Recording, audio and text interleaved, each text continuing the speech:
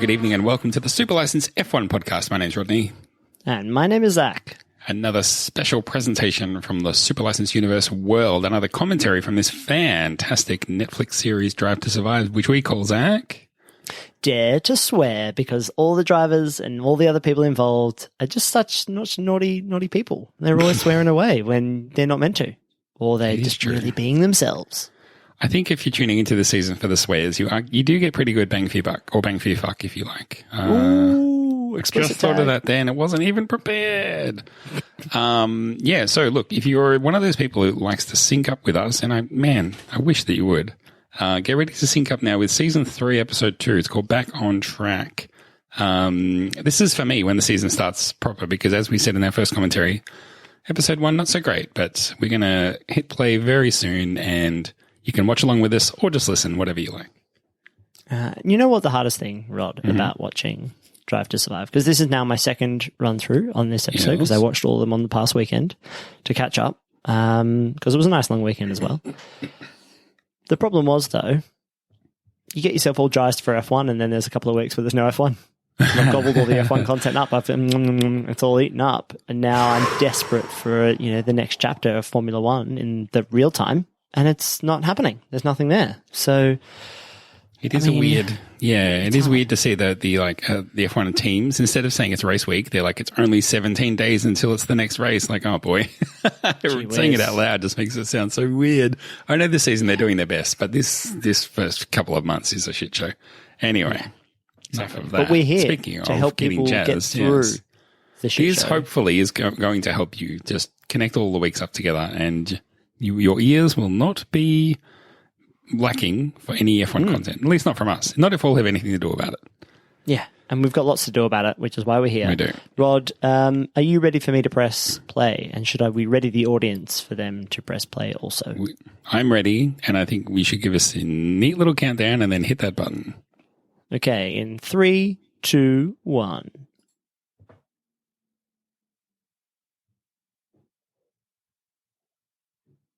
We didn't do dun-dun.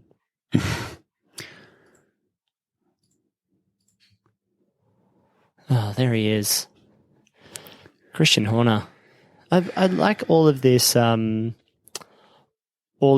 video that they've obviously had to, that they, like, the production quality is so low because these are all the videos that they had to be like, oh, this is a recorded Zoom or Skype recording. It's like, why couldn't you get your lighting a bit better, Christian Horner? Like, one part of your face is all in shadow and the other is all lit up. Get yourself a ring light if you're going to be on television. Someone doesn't have a ring light, exactly. Well, yeah, I guess they're trying to maybe make it relatable. Like, hey, we all lived our life on Zoom for a year, so here's what F1 looks like through, 240p or something. Oh, 240p. Yuck. The work I don't just like has the best office, right? They do. I mean, it's true. But back to Zoom, importantly, I don't like the fake backgrounds where it's all blurry around the edge of the person or just blurred. I don't like any of that. Just show me what books are in your cabinet. Show me your kitchen curtains. I want to see that stuff. Yeah. I want to see your square. Really, that's what I want to see. Square from people. Yeah, your square. The square capture. Do you look? I'm going to make an admission here. I use some of Zoom's face smoothing features to soften my face on Zoom, just like 15%, just to help even everything out. Oh, really? I've got little face smoothing features. Okay. It's just, I think they ease, some bad lighting, or, sometimes you have a call at dusk and things can be dark or light. And just the face smoothing just kind of evens things out a little bit. I've always said you are distractingly rough. So yes. It's good to know that you're taking use of that AI smoothing. Yeah. Do you think this phone call was staged, right? So we've got Zach Brown here, who's walking around the empty office outside the saddest pond. And Chase Carey has just called him just for a chat through, like, yeah, man, this is what the season's going to look like. And Zach's like, yeah, so what we're going to do is we're going here and then there and all that kind of stuff. Do you think that was a real call? I think it was a real call. And you can tell he's thinking because his eyes squint. That's his tell. This is an innovation. Let's talk about this. The fake tweets, the mock-up of the tweets. Oh, yeah. I love them. I think they're good. I think they're real tweets. I'm not sure just what mocked up on the screen. purpose it serves, though. break up people talking to the camera. But like, is the idea like other people are excited, so you should be excited? Because that's it feels like someone's telling me to get excited, and it's like, show me why I should be excited. Don't tell me to get excited.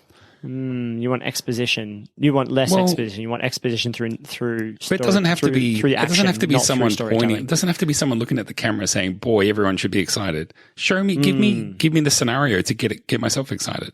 That's. I guess they wanted. I mean, it does go all the way through the season, but I feel like at that point, I guess they're trying to say fans were glad that the season was coming back and there was an excitement. And here's, so maybe it works there, but overall, sometimes I didn't think it worked. I think it maybe adds currency to it. I mean, this show really struggles with how it jumps around in timing to tell the stories, because it's trying to tell team and driver stories that evolve over a year in each episode. So the series is not chronological. The people I've spoken to who don't follow Formula One that closely, but have gone into Formula One through this series, or have at least enjoyed the series Drive to Survive, that hasn't really been a problem for them, because they're just interested in the stories each episode. That is interesting. It's a perspective that I can't get to that perspective because I'm too close to the races, but it is interesting to hear that. Yeah. Oh, he always sounds so like he's being squeezed. Like, hey, Susie, how are you? Like, really, like he's so, Christian Horner can be so like, it's that executive almost small awkward. Talk. Yeah. Yeah. But he's not actually like that. He's not usually like that when we actually see him. He's not like, I like him when he's being a bit more exasperated or a little bit more casual. It's when he's being executive small talk, he really struggles. Yeah, but I mean, I feel like all executive small talk is equally strained and just equally inauthentic. And I mean, at the back of his mind, he's thinking, I would punch you in the face if it meant that we beat you in the championship. But he has to kind of, not only is this a group call that he's on, but he's being filmed for Netflix. So of course he's not going to necessarily, show his teeth too much.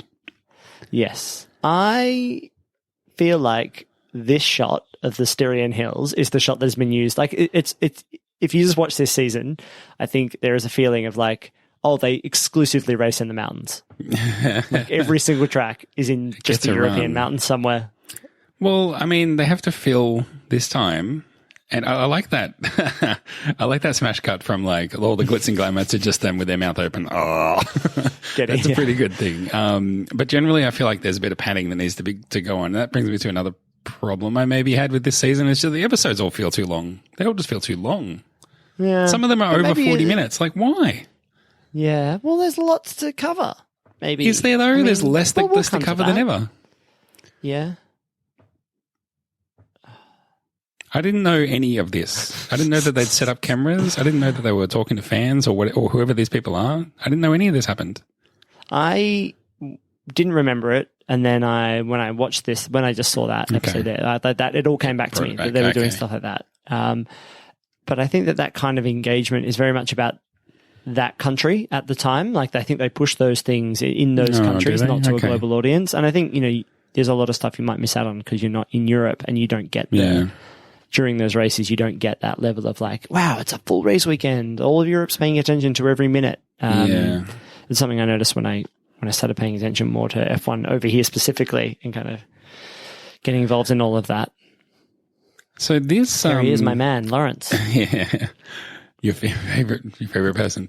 This is, you can see how chummy everybody is for the first race back. And I feel like we had this for the first race this season as well. But then also following that was the recent news that they had 12 cases at the race, the most that they've had at any event ever. So, I mean, watching these events unfold now, it's like, boy, I get that there's like a bit of a back at school kind of vibe. But at the same time, is everyone doing the right thing? It doesn't seem like it. Yeah, I don't think they are. There was a bit of complacency, as familiarity perhaps, as well. builds, complacency creeps in. Wow, look at the young Christian Horner, so young. He's gotten more attractive, I think. I think here he looks a little nerdy. He's a bit daggy, yeah. Yeah, a bit daggy. Maybe that was the time. But I think he's really stepped into the like, well, I need to be cool because Toto Wolff is freaking cool. If I want to be a cool team principal, I better be a bit cooler. and I'm sure he's getting some help from Jerry Halliwell on the coolness factor. If he's going to be, she'd be like, look, you're going to be on Netflix every day. Undo those buttons. So wear a nice jacket. Yeah. Exactly. Go to the gym. Just don't be such a freaking square. God. Don't embarrass me in front of my Spice friends. Yeah, all the Spicy Is that what they were friends. called? The Spice Friends? The Spice Friends. Yeah. I think that's what it was called. Yeah, they thought Spice Family. The Spice Fam. Rack. Of course. Yeah, but no, the Spice Friends. I kind of feel awkward whenever I see Max Verstappen and Christian Horner hanging out because I reckon Max is just like, oh God, he's my number one fan again. Hi, Christian. Yeah, I work really hard. Yeah, I know. I'm really glad to be back too. It's going to be exciting. Hey, Max. Like, hi. Max, can you sign these 10 hats for me, for my sister and for her daughters? They're all named Christian. Can you say some of them you can just write Chris? Yeah. Or just CH, that's fine. Have you ever done that exercise with the ropes and it looks really hard. album there? I feel like I could go into it thinking I could do this all day long, and after 10 seconds, I would want to die. Oh, I had an experience like that on the weekend. My neighbor has a pull-up bar, and I don't think I've ever done a pull-up or anything like that. And so we had a few drinks, and we were like, let's give the pull-up bar a go, see how many we can do. Half of one, Rod. Half of one. Yeah, I think I can get myself up. Well, I can get up once and kind of go down. I feel like until you go fully down and back up, that doesn't count. No. Yeah, so that's probably the half of one then. Yeah, right. Gotcha. But God, there's all types of things you can do. You can do the typewriter one where you lift yourself up and then you go across and down and across again. Like, that is insane. I get you, yeah. You can hold the bar like you would be like one hand on one side, one hand on the other, and kind of like pull yourself up that way. You sort of eat the bar there's all like kinds of different ones. Eat it like a corn cob. It's great. Yeah. You didn't do the backflip and get your legs up there like a trapeze artist? Yeah, well, that's how I dismounted. Did the full dismount, obviously. I can swing. Yeah, no trouble with the swinging. There's no hassle at all. Remember Kevin Magnussen? Look at how squishy his face is in the helmet, right? It must be frustrating having your face all squished up. So is it better to have a bony face squished into that hard helmet? Maybe. I feel like you want a bit of squish, just not overly just get squishy. Slightly squishier foam in there. I'm sure they're all a standard foam rating or something, but it just doesn't look very comfortable. There's Carlos Sainz Jr. His face doesn't look too squished in there. Well, Maybe he's got a more chiseled face. He does have a chiseled face. And it's more elongated, less round. Magnussen's a bit of a roundo, face-wise. He's got a roundo face. We have a lot of face chat today. I feel bad. We're not... That's all right. They're all great. Everyone's great. That's fine. We should maybe keep a running tally of how many times Sebastian Vettel's mask slips down, because it seemed like that was a recurring problem for him. The least of his worries, but still a recurring problem for all of last year. Yes. There's a very specific Toto Wolff, I think it's next episode, a very specific Toto Wolff interview that I need to keep an eye out for. I'll make a big deal out about it when we get to it, don't worry, but yeah. All right. I'm watching out for that. I'm just remembering what happened at the first race and why they're making such a big deal about McLaren. So yeah. I'm constantly put off by Zach Brown's shiny shirts. Why are they so shiny? Nylon, man. Nylon. Yeah? That's not cotton. Yeah, that's nylon. That's polyester. It could be silk. Polyester. Silk, you reckon? I don't know, mate. Geez. He can afford it. I just don't know that he's a silk guy. No. He's just not, he's not a slippery. Child Lando Norris. Bring your son to work day. Bloody hell. Speaking of face shape, he's got the triangle going. Yep. Wide at the top, narrow at the bottom, in a kind of almost like a sort of a bell pepper sort of shape. Yeah. And that's why he's got such a strong neck. He's got to balance, uneven weight distribution. Nothing wrong with that. It's just a fact. No. Probably no squish going on in his helmet, is what I'm saying. It really jolts around when you change up gears, right? The whole car really goes, ugh, and his head, as he just said, right, his whole body gets compressed when you brake. You don't really see it. That must be going through the car. You don't really see it on the onboards, but I guess they compensate for that and they stabilize. Yeah.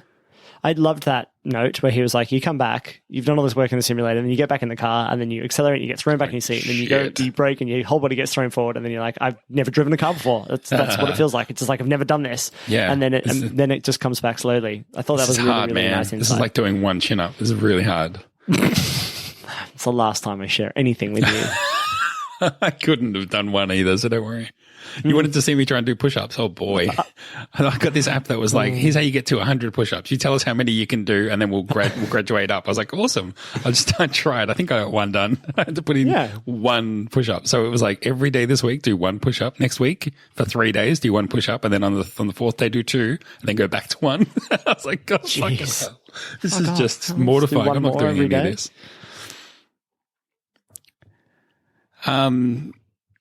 It's so how far are we in? 15 minutes nearly, and I mean we're only just now getting to kind of practice. It seemed like for a thing that was like so keen to get to the racing, everyone was so keen. We built up the keenness, but it took so long to get to the racing. Do you think though there might be an element of this episode telling a slight story about how a weekend works? Like, 'cause it's not like Will Buxton spends the rest of the season being like, now, how qualifying works is the drivers get knocked out if they're slow. Yeah. Whereas this is the DAS story. Got to have the DAS, mate. So accusatory, this slow zoom. It's like it just makes them feel guilty. Ooh. Like, we've got the tape. Look at what he's doing. Yeah. This is the sort of thing that... I mean, well, I'll have to do some investigation because there was a list that went around about storylines that this season didn't cover, and I didn't read it because I didn't want to be spoiled. Now that I've seen the season, I can go back and read it. But so I'll loop back to this. But this seems like exactly the kind of thing that they did not need to go into. This I think is just stupid because they can use it for the season. Then it got ruled out. No one else is going to be able to use it. So who fucking cares about this shit? I'm asking you. I do. It was a big story of the season, though, but I think it provides. What? Don't worry about DAS. No. Don't worry about the technology itself. It's the story. It's like this is what F1 is about. It's like there was a technological advance. Toto Wolff got a shit-eating grin. He's like, no one saw that fucking coming, and then everyone freaked out, and all the teams are like, no, you're not allowed. That's mean. We're not as smart as you, so don't do it. So I think like it is like yes, whilst the outcome was that, okay, it didn't mean anything in the end. It's a really great illustration of what Formula One is like, that there is this kind of innovation and it's really difficult to, for smaller teams to do this kind of stuff and teams get jealous of each other and this is where big libs happen and this is how the sport functions. And I think it does show, to people who aren't super familiar with F1 that like, it's a really weird sport and that like all of the principals and owners and stuff are all talking to each other and like collaborating against another team, like technically. And it's not just, someone actually said it on a meeting I had this morning. We were talking about Drive to Survive and how they were like, I wish there was a Formula race on so I could put all my new Drive to Survive knowledge into practice. Right. And they were saying it was kind of amazing that, they were like, I really thought it was about the best drivers, but really this Drive to Survive season told me that it's really so much about the best car, like the best teams and the best car. That's true.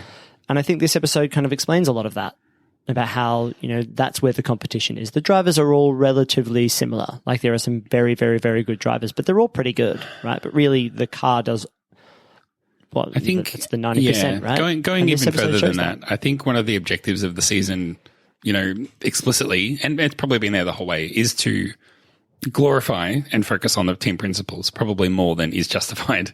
And part of this storyline is not just that Mercedes has the DAS, but the team principals are going to talk about it. One of them is going to talk about that they're going to lodge an appeal.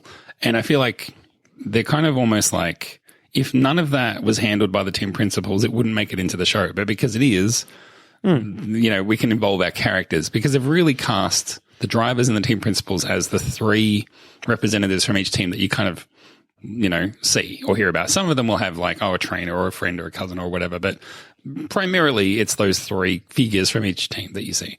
So I feel like it maybe leans too heavily towards focusing on the story of the team principals, which I don't find always that interesting. And I think they've also, for this episode, committed, like the first episode is going to build up to the first result because obviously it's got that kind of fairy tale element with Norris. But this seems like it's added to pad out and make this episode feel a little bit more substantial. But that's also what I don't like about it. And it's also taking so long to get to the on-track action is what I don't like about it. So it just feels like... You watch the season, so what do you care about so you watch the Formula One season. I was like always the on-track action. Is that why you watch this? Is that what the show is for? No. I mean, I don't know how you got me to that point. One of the downfalls of this season as a whole, I think, is too much focus on the on-track action. But again, I think there's probably limitations for what they had access to. They probably did the best of what they could.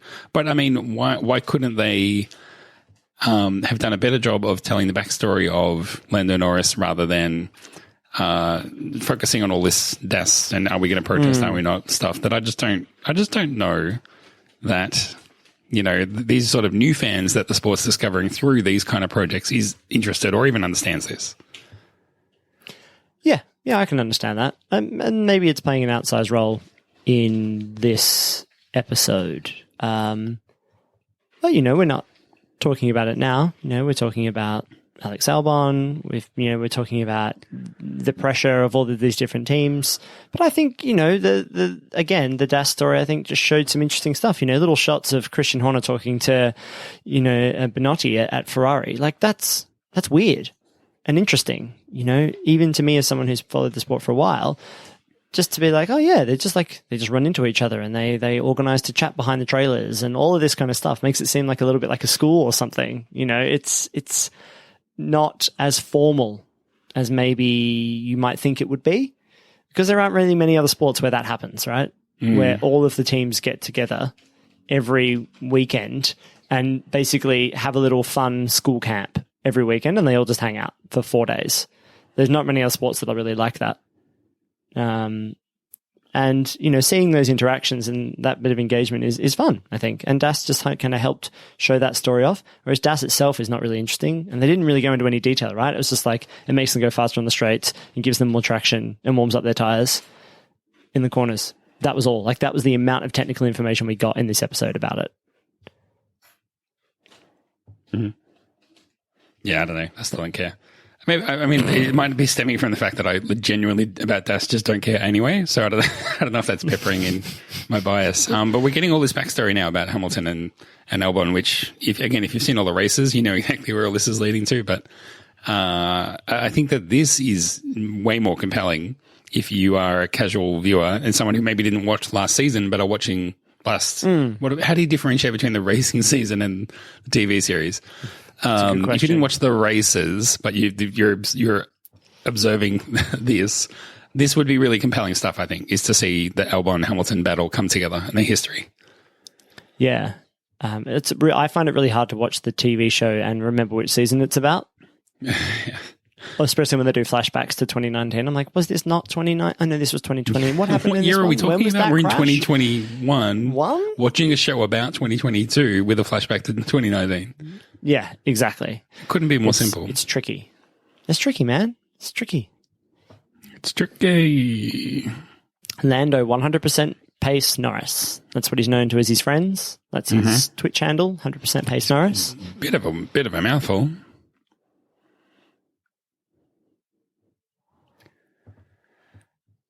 Good Alexander Albon. Rough. I'm just here for the Zach Brown celebrations and the roar. He got pumped up. It was good to see. Yeah. I love this. He's so great.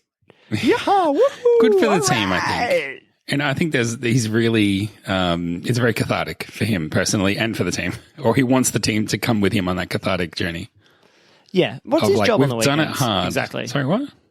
What does he do on the weekends? I mean, he's on the radio to the drivers sometimes. But he's not the team principal. Well, yeah, I don't know. He plays that role on TV. He does play that role on TV, but he's like, he's not, the race strategist or whatever. But yeah, I don't know. I guess they're just like, you know, people in your job sit over there, so you're going to sit over there. Yeah, I guess so. But he's not like, that's not his title. It's weird. Like, he runs McLaren, and the F1 team is a big part of that, but he's not the team principal on the weekend. Like, he doesn't need to be there. I think he just likes being there. Well, I mean, if you had that chance, you would do that. I mean, definitely. Yeah, if I owned a company that owned an F1 team, I would be at every race on the pit wall, 100%. See, I think this is also really interesting. And I think even if I feel like you could have just left the dash stuff alone and still had this, and then you still would have got an idea of the passion, the rivalry, spitefulness sometimes. Yeah. The sort of this is that magical sort of supporting bias where two people who barrack for different teams could watch the same thing but see completely different things because their bias just has such an impact on it. Not saying that, the penalty was right or wrong, because I think it was deserved, but I feel like, there's almost too much going on now in this episode, and if they dropped the dash stuff and focused on this, I would have been more interested. Yeah, and wipe off kind of like 8 minutes of the show and tighten everything up a little bit. Yeah, I could get behind that. Because this has an impact in the actual race. This explains the race result. So you've got to mention this. You can't, but you don't have to mention dash. That's just so nothing. Anyway, and I think this is really, you see the teeth come out here. This is like, I guess this is like. Jumper, so furry. His jumper. Man, follow that bloody, what's it called? F1 Fashions on Twitter or something, where they show a photo of a driver. They show a photo of a driver, then they show you a link where you can buy the same item or something very similar on, Amazon or wherever they sell it. Probably not Amazon, probably buy all your cool Calvin Klein clothes or something. From Amazon, Rod? Personally, yes, sure, absolutely. Yeah, as far as you know, sure. I do, yes. But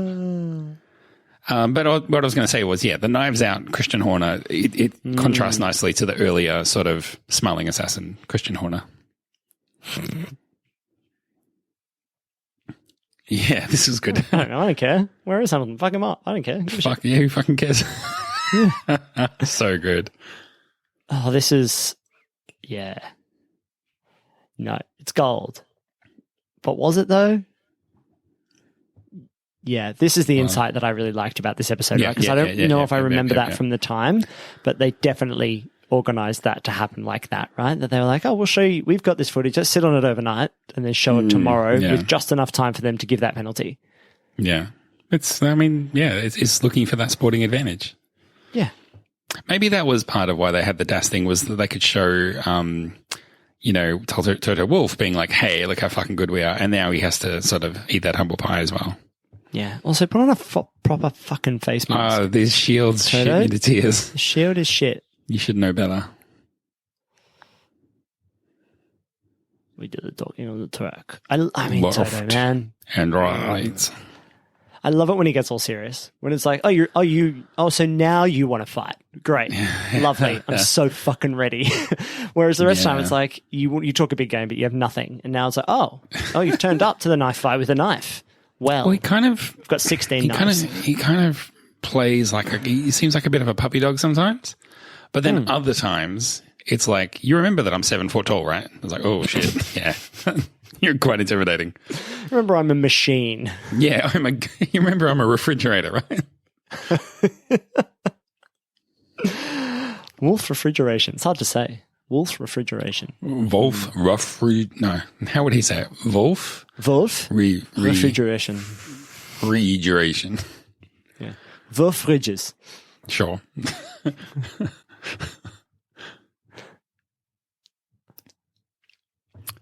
So we finally get to actually go to the race. There was a race this weekend? I thought it was all just political maneuvering. Here we go. One about to get his squishy face. Lando, get a squishy face. Get in the car. Have some Moose Craft hot dogs. Is that what they are? Craft hot dogs? That's what it says. Oh, well, he's read it. See it and say it. I just thought you saw Moose and you were like, I know what that brand is, because you're in the UK and I'm not. No. Maybe they're American craft hot dogs. You don't know. Yeah, I don't know. Do you reckon the sound design's taken a jump this season too? Like, was that always there though? Maybe. I don't know. Maybe you're appreciating it more now. This feels good. Racing. This noise, this...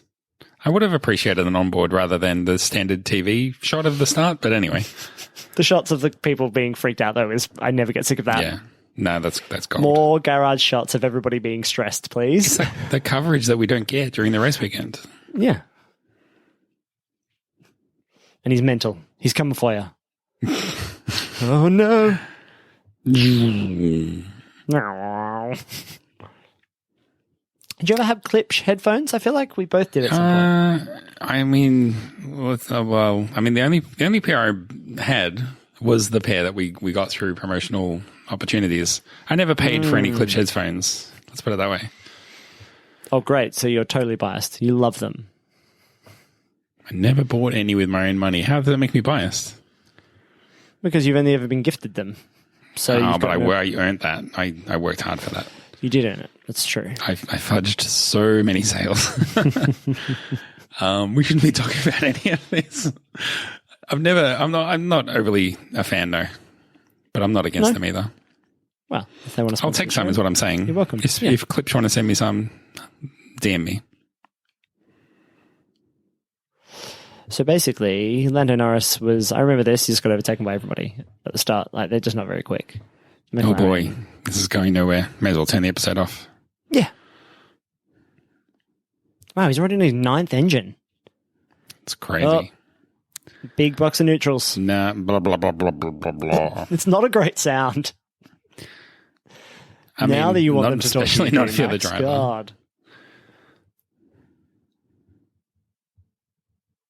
Ugh. This is why you should drive automatics. This problem never happens. But this is like establishing Red Bull as the team that can sometimes be quick, but boy, they sacrifice so much to get that speed.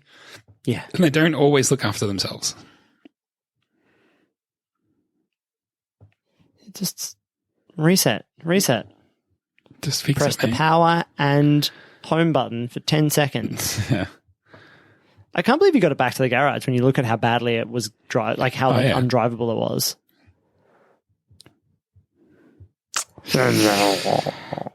No. Yeah.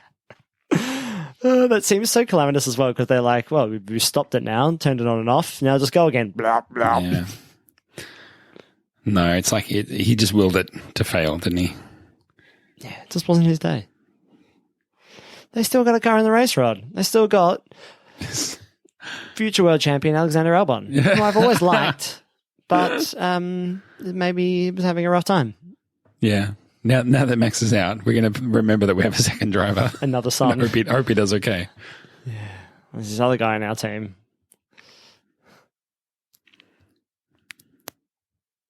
He's fighting for his bloody life, Christian. With hindsight, I mean, it's such bullshit, right? Yeah, well, what an about face. Well, I mean, it must be a really hard job to have to put comments out into the world that can be scrutinized so heavily, but also to have them based on such little knowledge or such tenuous knowledge. I don't know. Why is he timing them with a stopwatch? Like, what the fuck, man? You're the team principal. You don't need to time the pit crew. Yeah. Maybe that's his one job that he's held on to. He started as the timing guy at Red Bull or Jaguar all those years ago, and now he's the team principal. Look, it's a nice story. When we take a backup recording of all our podcasts so that we never lose one, then we can criticize. You're right. Do you reckon it's a Bluetooth-enabled stopwatch, and that's where Sky actually gets the recording, like the timing? It's like those. Hang on, I'll let you love on Lewis Hamilton in a sec. It's like those guys that go to the football and they write down who kicks all the goals and stuff. It's like, well, it's just their thing. They just do that. You know what I mean? You don't have to do that. But you're filling in the record. You're building your own bit of memorabilia there. Yeah, well, so is he. Okay, fair enough. Yeah, I get it. Anyway, Lewis Hamilton. He's just got a nice purple helmet. I really like it. Okay. Go on, Alexander. You're gonna buy. Maybe this time it'll stick. Go on. Nothing can go wrong. Nothing can go wrong. Gold. Oh. A perfect pit maneuver from Lewis Hamilton there. Just tap the rear right and just slide them around. What do you reckon? What was our call at the time, right? That was... Hamilton didn't give him heaps of room, but Albon was very close. Albon's in front. I mean, yeah. Geez, that's harsh. It's harsh to say that's Albon's fault. I don't think it's his fault. No. But, it's something I feel like you see and maybe this is a bad example, but I feel like you see Kimi Räikkönen do this all the time. Like, he's like, well, you know what? We could crash, or we could have a little bit of extra room and see how that goes. And let's just give each other just a smidge more room, and we're both going to get through this corner. Yeah, he's saying Räikkönen does that or doesn't do that? Yeah, no, I think he does do that. Oh, like, yeah. He gives knows, like, when he's pulling the move, he knows the move isn't done. And the move is not done till you are through the corner and in front. And anything you do to endanger that move is, you're risking something. And I kind of have a problem with drivers who are like, but I earned the right for you to look after me because I'm in front of you halfway through the corner. It's like, that's not how this works. You're doing something risky, and it's inherently risky overtaking around the outside.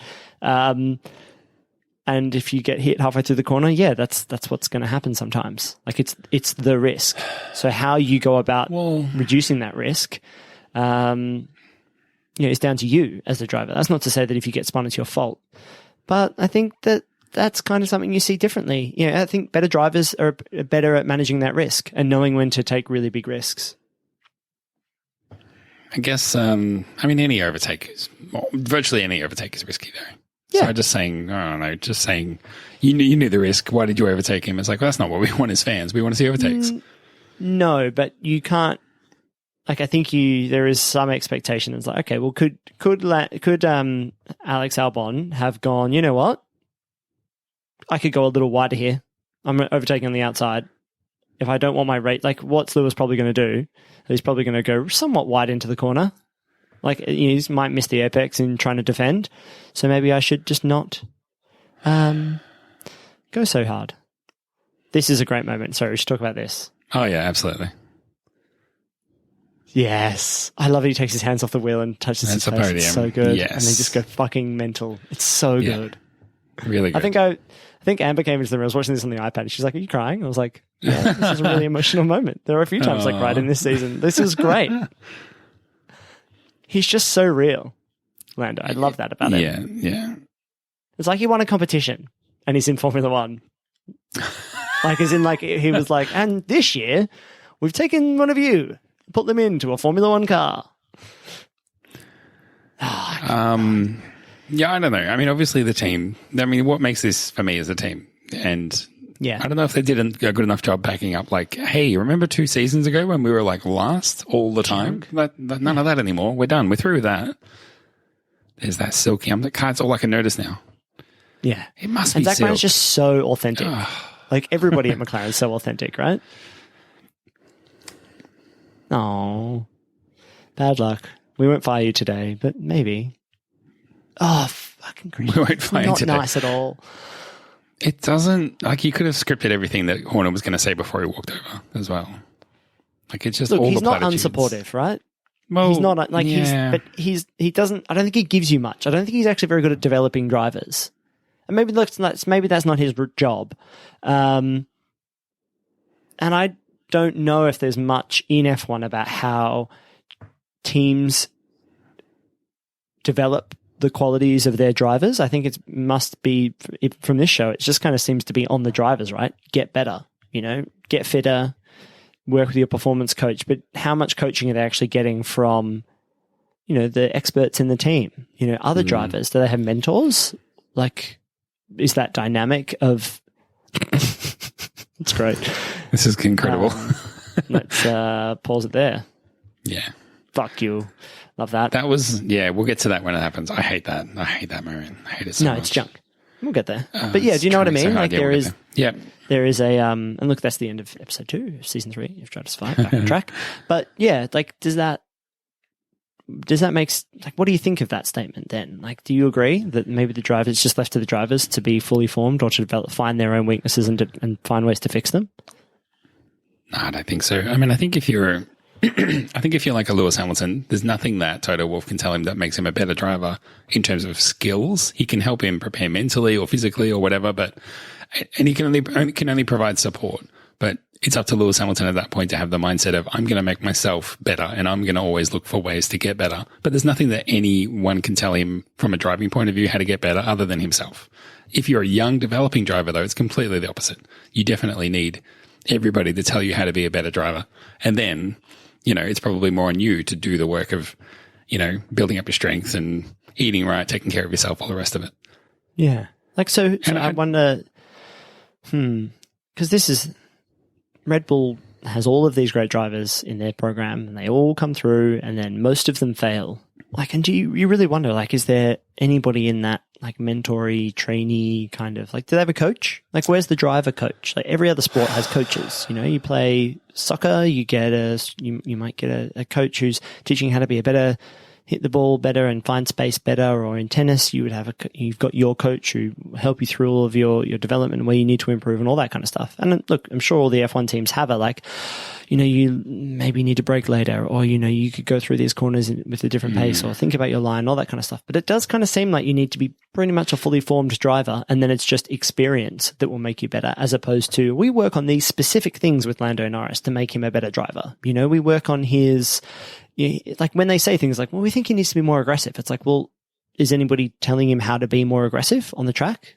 Like, do they teach you, like, do they go through the tapes and be like, here, you should have pushed, whereas here you didn't? You know, those kinds of things. I wonder what, I just want to see what the development looks like. And I can't, from what Drive to Survive does, it's not there. You'd have to imagine they do. I mean, even when they're like pulling up the telemetry and they're like, look, now, you know, the other guy, he broke 3 meters earlier than you, so you should brake there and you'll go faster. Like, I mean, they go to that degree. They must be telling him. That's true. And giving him, you know, tips. I mean, maybe if you're a driver, I don't know what your mentality is. Like, don't tell me how to fucking drive. I got here by myself without you. Don't need you to fucking tell me how to suck eggs. So, I don't know. But, I mean, I would have to imagine if you wanted that resource was there, you'd have to imagine so. Yeah. Yeah, exactly. Well, more of that anyway, in the next season. More of that to come.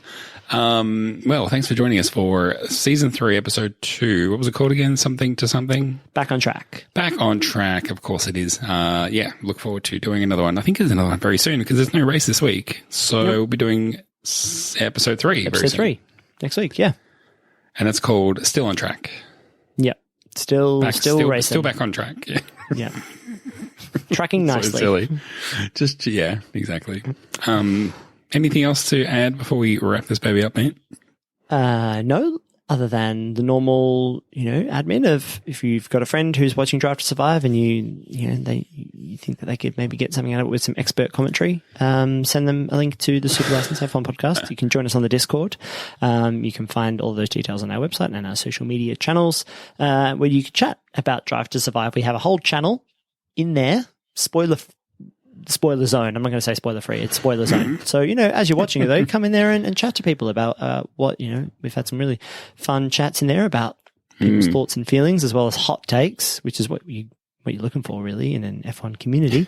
And yeah, join us for the next episode of Drive to Survive, Season 3, Episode 3, because there's no races on. Yes, that's right.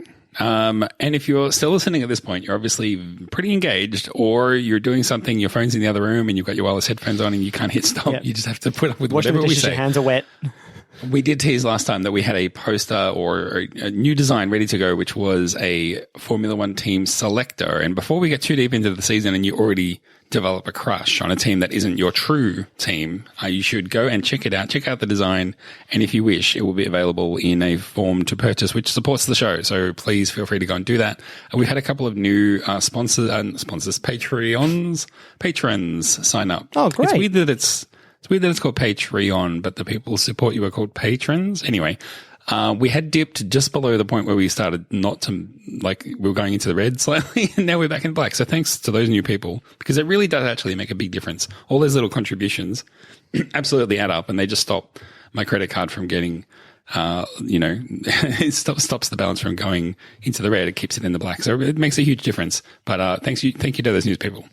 Yeah, those new people have drastically changed my core and back health, because I spent all of £20 on a boom mic stand thing that I can clip and screw onto the windowsill that holds the microphone in front of my face without touching the desk or anything. And I can sit up straight and be close to the microphone and really enunciate and get my whole diaphragm behind my words. So not only am I healthier, but the quality of my audio is better too. Yeah, which everybody Thanks can enjoy, patrons. but you should all be thanking the patrons. And if you've ever been curious, now's a good time to check it out. But yeah, details about that on the Twitter and in the Discord and so on and so forth. I think that's more than enough for this week. I think we're going to be doing another one sort of soonish, and then after that there'll be a race. Thank goodness. I know you're all saying thank goodness, but another day this way coming very soon. You won't have to wait too long. And until then, my name's been Rod. My name's been Zachary. Just checking that we're doing this. Okay, yeah, we'll see you next time. Thanks for listening, and bye-bye. Bye-bye. Oh, yeah.